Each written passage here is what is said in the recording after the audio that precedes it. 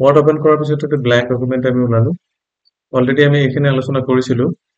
তো লাষ্ট ক্লাছত যিবিলাকে এটেন্ড কৰা নাছিলে আৰু নতুনকৈ আজি এটেন্ড কৰিছে সেইবিলাকক মই অনুৰোধ কৰিছো যাতে ইয়াতে আগৰ যিকেইটা ভিডিঅ' আমি বনাইছো গোটেইকেইটা ভিডিঅ' চাই কম্পিউটাৰ বেছিক কম্পিউটাৰ কোৰ্চৰ যিখিনি আগৰ লেচন আছে গোটেইখিনি লেচন ইয়াতে চাই তেতিয়া অলপ ভালকৈ বুজি পাব তো আজি ভিডিঅ'খনত চাওক যোৱা ভিডিঅ'টোত আমি আলোচনা কৰিছিলো যে হোম টেবৰ ফন্ট যিটো গ্ৰুপ আছে ফন্ট গ্ৰুপো আমি কমপ্লিট আলোচনা কৰিছিলো গোটেইখিনি বস্তু আমি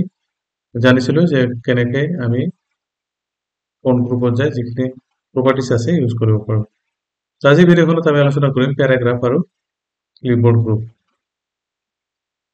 তো প্ৰথমতে আমি কেইটামান পেৰাগ্ৰাফ ল'ব লাগিব পেৰাগ্ৰাফ ল'বৰ কাৰণে আমি কি কৰিব লাগিব ইকুৱেল টু ৰেন ব্ৰেকেট দিলে আমাৰ কেইটামান পেৰাগ্ৰাফ এটা আহি যায় এতিয়া প্ৰথমতে আমি জানিব লাগিব যে এইটো এলাইনমেন্ট যেটো প্যারাগ্রাফ গ্রুপত আছে প্রথমটো এলাইনমেন্ট এটো হচ্ছে লেফট এলাইনমেন্ট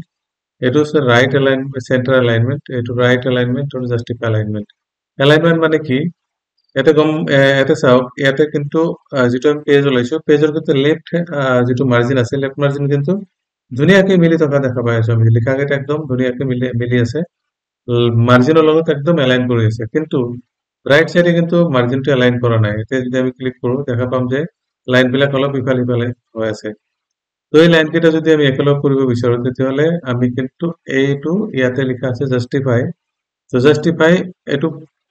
মানে এইটো কি কয় শর্টকাট কি হৈছে কন্ট্রোল প্লাস জে জাস্টিফাই যে আমি ক্লিক কৰাৰ লগে লগে গোটেইখিনি জাস্টিফাই অৰ্থাৎ দুফালে দুটা যিটো মাৰ্জিন আছে দুইফালে মাৰ্জিনটো ধুনীয়াকৈ মিলি যাব তো প্ৰথমতে আমি কি কৰিব লাগিব এই গোটেইখিনি লিখা যিখিনি আমি ইয়াতে লিখিছো গোটেইখিনি আমি এনেকৈ সিলেক্ট কৰিব লাগিব সিলেক্ট কৰাৰ পিছত আমি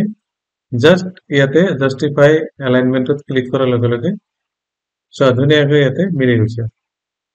তো প্ৰথমতে লাইন কেইটা আমি ফন্ট কেইটা অলপ ডাঙৰ কৰি লওঁ এনেকে ডাঙৰ কৰাৰ পিছত আমি দেখা পাই আছো যে ধুনীয়াকৈ দুই চাইডে আমাৰ এলাইনমেন্ট মিলি থকা দেখা পাই আছো কিন্তু ইয়াতে মোৰ মাজৰ যিটো এলাইনমেন্ট মাজৰ যিটো প্যাৰাগ্ৰাফ আছে এই প্যাৰাগ্ৰাফটো আমি একবাৰ সেন্টাৰ এলাইনমেন্ট কৰি চাওঁ যে সেন্টাৰ কৰিলে কেনেকুৱা হয় এইটো সেন্টাৰ এলাইনমেন্ট হৈছে অৰ্থাৎ লিখাটো ইয়াৰ তলত যদি আমি কিবা এটা লিখিব যাওঁ এইটো কিন্তু সেন্টাৰৰ পৰা ষ্টাৰ্ট হ'ব আকৌ কৰিলে সেন্টাৰৰ পৰা ষ্টাৰ্ট হ'ব তো গতিকে এইটো হৈছে সেন্টাৰ এলাইনমেন্ট আৰু ওপৰৰ এলাইনমেন্টটো আমি কৰিছিলো কি জাস্টিফাই এতিয়া আমি নেক্সট এলাইনমেন্ট যেটো আছে নেক্সট যেটো প্যাৰাগ্ৰাফ এই প্যাৰাগ্ৰাফটোক আমি লেফট এলাইনমেন্ট কৰিম তো লেফট এলাইনমেন্ট কৰাৰ লগে লগে ইয়াতে আমি চাব পাইছো যে লেফট এলাইনমেন্ট এটোৰ লগত মিলি আছে কিন্তু ৰাইট সাইডে এলাইনমেন্টটো এইটো মিলা নাই গতিকে আমি ৰাইট এলাইনমেন্ট মিলাবৰ কাৰণে এইটো জাস্টিফাই কৰিব লাগিব সো এইটো হৈছে আমাৰ এলাইনমেন্ট অৰ্থাৎ লেফট এলাইনমেন্ট কৰিলে লিখাটো লেফট সাইডৰ পৰা ষ্টাৰ্ট হয় সেন্টাৰ এলাইনমেন্ট কৰিলে সেন্টাৰৰ পৰা ষ্টাৰ্ট হয় আৰু সেন্টাৰ এলাইনমেন্ট হৈ থাকে আৰু ৰাইট সাইডে এলাইন কৰিলে এটো কি হয় আমি যদি লিখাটো ইয়াতে যায় এন্টাৰ মাৰো আকৌ এটো ইয়াৰ পৰা শেষ হ'ব আমি একবাৰৰ লগে লগে এটো লিখাটো ইয়াৰ পৰা ষ্টাৰ্ট হ'ব এন্টাৰ মাৰো ইয়াতে ষ্টাৰ্ট হ'ব এনেকে লেফট এলাইনমেন্ট এটো মিলি থাকিব গতিকে এটো হৈছে লেফট এলাইনমেন্ট তো আশা কৰিছো তোমালোকে সবে বুজি পাইছা যে এলাইনমেন্ট কাক কোৱা হয় এলাইনমেন্ট হৈছে প্ৰত্যেকটো প্যাৰাগ্ৰাফৰ আমি কোনটো সাইড মানে কোনটো মার্জিনত আমি মিলাম লেফটত না রাইটত লেফটত মিলাব লগা হয় লেফট মার্জিন ক্লিক কৰিব লাগিব যদি ৰাইট মাৰ্জিন কৰিব লগা হয় তেতিয়াহ'লে ৰাইটত ক্লিক কৰিব লাগিব আৰু সেন্টাৰত কৰিলে সেন্টাৰ এলাইনমেন্ট কৰিব লাগিব আশা কৰো তোমালোকে সবে বুজি পাইছা এতিয়া নেক্সট আমি যাম ইয়াতে বুলেট অপশন আছে বুলেট মানে কি আমি যদি কোনো একটা লিস্ট বনাব বিচাৰো সাপোজ আমি কেইটামান ফ্রেন্ড লিস্ট বনাও ফ্রেন্ডস লিস্ট এই ফ্রেন্ডস লিস্টটোক আমি 1 2 3 4 5 এনেকে লিস্ট দিব বিচাৰিছো তো এইটো লিস্ট বনাবৰ কাৰণে আমি প্ৰথমতে যাব লাগিব এইটো ইয়াতে এইটো বুলেট বুলি কোৱা হয় বুলেট আমি কোনটো বুলেট ইয়াতে ইউজ কৰিম সেই বুলেটটো আমি ইয়াতে সিলেক্ট কৰিব লাগিব মোক এনেকুৱা যদি টিক মাৰ্ক বুলেট লাগে তেতিয়াহ'লে আমি এনেকে ৰাহুল ৰাহুল অবিনাশ কৰণ তেনেকে এটা এটাকৈ আমি লিষ্ট বনাব পাৰো লিষ্ট আইটেমটো এনেকে আহি থাকিব নেক্সট এই লিষ্ট আইটেম যদি আমি ভাবো যে নহয় আমাৰ এনেকুৱা নালাগে আমি বেলেগ ষ্টাইল দিব বিচাৰিছো তেতিয়াহ'লে বেলেগ ষ্টাইল আহিব যদি মোক লাগে যে নহয় এনেকুৱা ষ্টাইল এটাও নালাগে মোক নাম্বাৰ লাগে তে আমি ইয়াতে নাম্বাৰিঙত যাব লাগিব এইটো হৈছে নাম্বাৰিং তো নাম্বাৰিং কেনেকুৱা নাম্বাৰিং লাগে ৰোমান লাগে যদি ৰোমান দিব লাগিব ৰোমান স্মল লাগিলে স্মল দিব লাগিব যদি ক্যাপিটেল লাগে ক্যাপিটেল স্মল লাগিলে স্মল স্মল যদি ব্ৰেকেটছ লাগে এনেকৈ ব্ৰেকেটছ তো গোটেইকেইটা ফৰ্মেট ইয়াতে দিয়া আছে আমি সেই হিচাপতে কৰিব লাগিব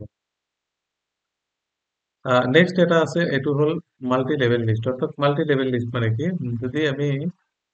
এটা এক্সাম্পল ইয়াতে লওঁ যে আমাৰ কেইটামান কি লাগে ভেজিটেবল ভেজিটেবল ভেজিটেবল গ্ৰুপত যায় আমি যদি ভেজিটেবল বনাওঁ এটা যদি ভেজিটেবল প্ৰথমত আমি এইটো লিষ্টত যায় এই লিষ্টটো লওঁ তেতিয়াহ'লে আমাৰ এইটো ওৱান আহিছে ওৱানত আমি লিখিম যে পটেটো পটেটো এইটো মাৰিম ব্ৰিঞ্জল এইটো মাৰাৰ লগে লগে যদি আমাৰ ইয়াৰ ভিতৰত আৰু এটা গ্ৰুপ লাগে তেতিয়াহ'লে আমি এইটো টেপ কি প্ৰেছ কৰিব লাগিব টেপ মাৰাৰ লগে লগে কিন্তু আৰু এটা ইয়াতে আহি গ'ল এইটো ব্ৰিঞ্জল দি বনোৱা দুটা চব্জিৰ নাম আমি যদি আকৌ এইটো আমি চেম আগৰ হেৰি কৰিব বিচাৰো যে থ্ৰী লাগে এতিয়া আমি কিন্তু এটা জাষ্ট থ্ৰী এটা টাইপ কৰিলে অট'মেটিকেলি আহি যাব সেইটো থ্ৰী হৈ গ'ল সেইটো আগৰ যিটো চিৰিয়েল আছে সেই চিৰিয়েলটো মেইনটেইন হ'ল এতিয়া আমি ইয়াতে কিবা এটা লিখিম এনেকে লিখিম লিখিলে কিন্তু এইটো আহি যাব আমি অলপ ডাউন কৰি চাওঁ এইটো হ'ল কি মাল্টি লেভেল লিষ্ট যদি ইয়াৰ ভিতৰত আৰু এটা লিষ্ট লাগে আমি এনেকে ক্লিক কৰিম এইটো আহিব ইয়াৰ ভিতৰত যদি আৰু এটা লিষ্ট লাগে এনেকে লিষ্ট দিব লাগিব ইয়াৰ ভিতৰত আৰু এটা লাগিলে এনেকে দিব লাগিব এইটো ভিতৰত এনেকে দিব লাগিব তো এনেকে এইটো যদি ইয়াৰ চিৰিয়েল লাগে এনেকে চিৰিয়েল আহিব ওৱানৰ যদি চিৰিয়েল লাগে ইয়াতে ওৱানৰ চিৰিয়েল দিব লাগিব ওৱান টু চৰি A B enter C enter এনেকুৱা ওৱান টু থ্ৰী আহি যাব যদি ইয়াৰ ভিতৰত ইয়াৰ পিছত যদি আৰু লাগে এণ্টাৰ মাৰি আমি এনেকে মাৰি টেপ মাৰাৰ লগে লগে আৰু এটা অট'মেটিকলি ক্ৰিয়েট হৈ যাব এইটো টেপ মাৰাৰ লগে লগে চ' আমি তোমালোকে বুজি পাইছা যে মাল্টি লেভেল কি কৰা কিয় কৰা হয় এটা লিষ্টৰ ভিতৰত আৰু এটা লিষ্ট আমি বনালো এইটো লিষ্টৰ ভিতৰত আৰু এটা লিষ্ট কৰিবৰ কাৰণে মাল্টি লেভেল লিষ্ট ইউজ কৰা হয় নেক্সট আছে ইয়াতে লাইন স্পেচিং অৰ্থাৎ লাইন আৰু পেৰাগ্ৰাফ স্পেচিং লাইন আৰু পেৰাগ্ৰাফৰ মাজত যদি ডিষ্টেঞ্চ বঢ়াব লগা হয় চাপ'জ এইটো লাইন আছে এইকেইটা এটা পেৰাগ্ৰাফ এই পেৰাগ্ৰাফৰ মাজত যদি লাইন কেইটা আমি অলপ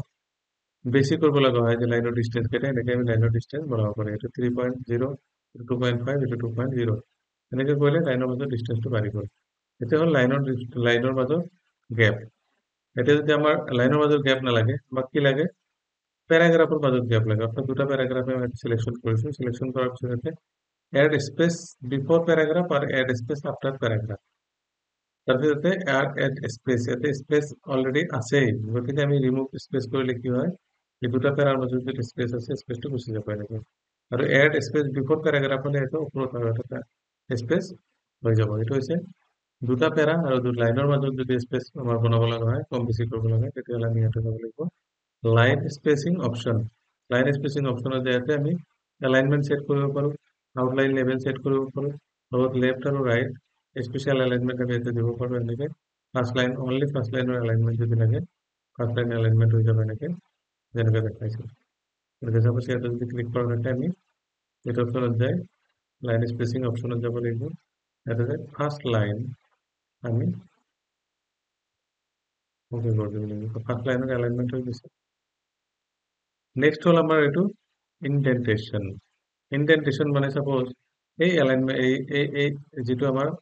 এই পেৰাটো যদি আমি ইনডেন্টেশ্যন কৰিব বিচাৰো তেতিয়াহ'লে আমি ইয়াতে যাব লাগিব যায় জাষ্ট এইটো ইনডেন্ট কৰিব লাগিব ইনডেন্ট অৰ্থাৎ মাৰ্জিনৰ পৰা এইটো 0.5 সেন্টিমিটাৰ ইফালে যায় ৰাইট চাইডে গুচি যায় আৰু যদি লাগে আমাৰ আৰু ইফালে যাব আৰু ইয়াতে চাপ'জ আমাৰ এই পেৰাগ্ৰাফটো আছে এই পেৰাগ্ৰাফটো আমি কি কৰোঁ জাষ্টিফাই কৰি দিলোঁ এই পেৰাটোক যদি আমাৰ ইনডেন্টেশ্যন লাগে এনেকে ইনডেন্টেশ্যন বঢ়াই দিব পাৰি আৰু যদি কমাব লাগে আকৌ এনেকে সেইটো কমাব পাৰি ওকে নেক্সট হ'ল এইটো শ্বেডিং শ্বেডিং অৰ্থাৎ হ'ল শ্বেডিং সাপোজ এই প্যাৰাটো আছে এই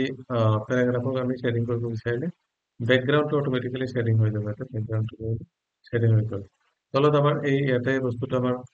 ক্লিক হৈ গ'ল তো যদি আমি আমার এই প্যারাটো ইয়াতে যিটো প্যারা আছে এই প্যারাগ্রাফটোক যদি আমি বর্ডার দিব খুঁজো তেতিয়াহ'লে ইয়াৰ পৰা আমি বৰ্ডাৰ দিব পাৰোঁ অল বৰ্ডাৰ হৈ গ'ল অল বৰ্ডাৰ দিয়াৰ পিছত আমাৰ যদি আউটসাইড বৰ্ডাৰ লাগে ইনসাইড বৰ্ডাৰ লাগে নো বৰ্ডাৰ লাগিলে নো হ'ব ৰাইট সাইড বৰ্ডাৰ লাগিলে অনলি ৰাইট সাইড আহিব লেফট সাইড বৰ্ডাৰ লাগিলে লেফট সাইড আহিব টপ বৰ্ডাৰ লাগিলে টপ আহিব বটম বৰ্ডাৰ লাগিলে বটম আহিব ওকে এগুলো এইকেইটা হ'ল আমাৰ border border and spacing border আৰু স্পেচিং মাজত যদি আমাৰ বেলেগ বেলেগ সাপোজ এইটো লাইনৰ বৰ্ডাৰ দিব লাগে তেতিয়াহ'লে আমি ডাবল ক্লিক কৰি দিলোঁ হৈ গ'ল। নেক্সট আহিলে আমাৰ শ্বেডিং মই দেখাই দিলোঁ। শ্বেডিং যদি এটা লাইন নাইবা চাপোজ আমি ইয়াতে এটা বস্তু লিখোঁ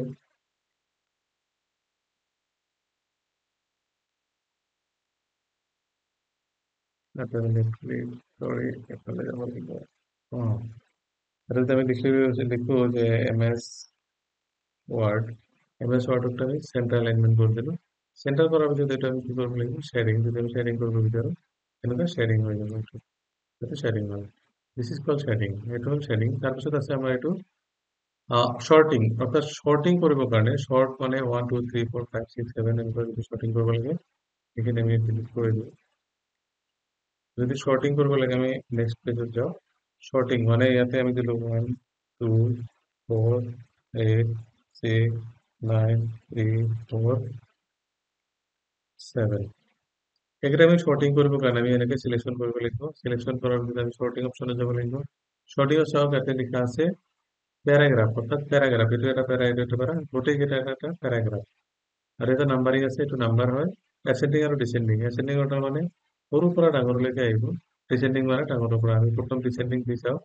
ওকে ডিচেণ্ডিং দিয়াৰ লগে লগে ডাঙৰৰ পৰা সৰুলৈকে এইটো চিৰিয়েল নম্বৰ আহি গ'ল। নেক্সট আমি যদি এইটো আকৌ 1ৰ পৰা 2লৈকে কৰিব বিচাৰোঁ 1ৰ পৰা 1 2 3 4 এনেকৈ তেতিয়াহ'লে আমি ইয়াতে এচেণ্ডিং অৰ্ডাৰ দিলে এতিয়া এচেণ্ডিং অৰ্ডাৰ হৈ যায়। Okay I think clear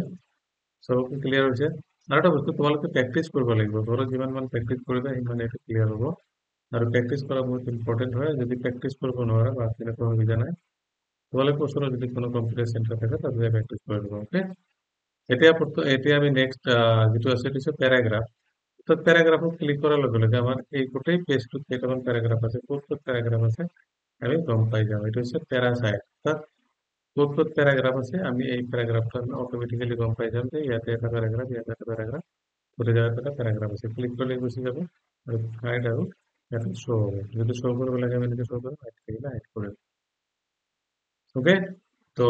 next হ'ল আমাৰ ইয়াতে ক্লিপবোৰ্ড গ্ৰুপ অৰ্থাৎ ক্লিপবোৰ্ড গ্ৰুপটো কৰিব যাওঁতে আমি প্ৰথমতে চাব লাগিব যে ইয়াতে কাট কপি আৰু পেষ্ট আছে। কাট কপি পেষ্ট মানে কি চাপোজ ইয়াতে যিটো প্যাৰাগ্ৰাফ আছে এই প্যাৰাগ্ৰাফটো আমাৰ ইয়াতে নালাগে ইয়াতে কাট কৰি দিম। কাট কৰি দিয়াৰ লগে লগে প্যাৰাগ্ৰাফটো গোটেই উঠি গ'ল। উঠি যোৱাৰ পিছত আমি ভাবোঁ যেনে প্যাৰাগ্ৰাফটো মোক ক'ত লাগিব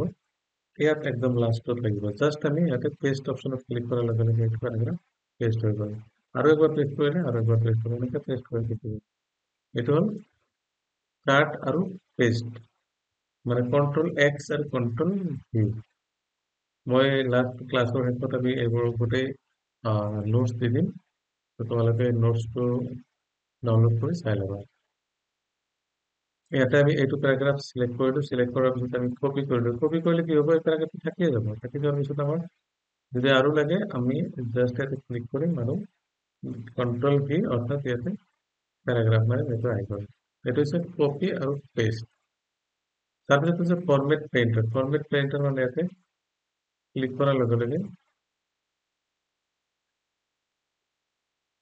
আৰু এণ্টাৰ হয় ইয়াতে পেষ্ট প্যাৰাগ্ৰাফ গ্ৰুপ আৰু ক্লিপবোৰ্ড গ্ৰুপ। তো ভিডিঅ'টো তোমালোকে চোৱাৰ কাৰণে ধন্যবাদ। তোমালোকে নেক্সট ক্লাছত জইন কৰিবা। বাকী ক্লাছত ষ্টাইলছ আৰু বাকী গোটেইখিনি বস্তু দেখাই দিম। Okay have a nice day. Thank you for ৱাচিং দিছ ভিডিঅ'।